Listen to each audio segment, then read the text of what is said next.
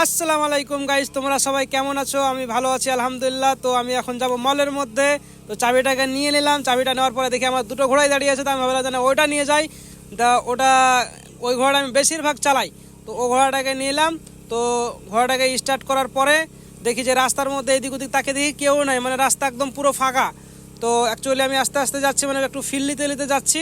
তো ফিলটা নেওয়া হয়ে গেছে, আমি চলে এসেছি প্রায় কাছাকাছি। তো তোমরা ভিডিওটা পুরোটা দেখতে থাকো। তো আমি পার্কিং, মানে গাড়িটা পার্কিং করব। আমি আমার ঘোড়াটাকে একটু ভালো জায়গাতে পার্কিং করি সবসময়তেই। তো আমার ঘোড়াটাকে অলরেডি পার্কিংয়ের জায়গা পেয়ে গেছি, আমি পার্কিং করে দিয়েছি।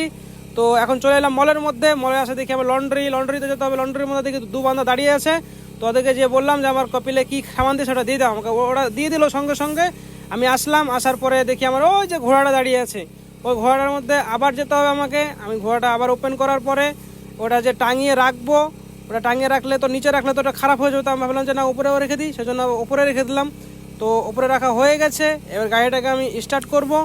স্টার্ট করাও হয়ে গেছে। এখন আমি ব্যাক নিব। ব্যাক নেওয়ার পরে আবার চলে যাব আমার জায়গা মতো, মানে অ্যাকচুয়ালি আমি রুমে চলে যাব। আবার রুমে যাওয়ার পরে এখন তো কোনো কাজ নেই, এখন খালি ঘুমাবো বাস।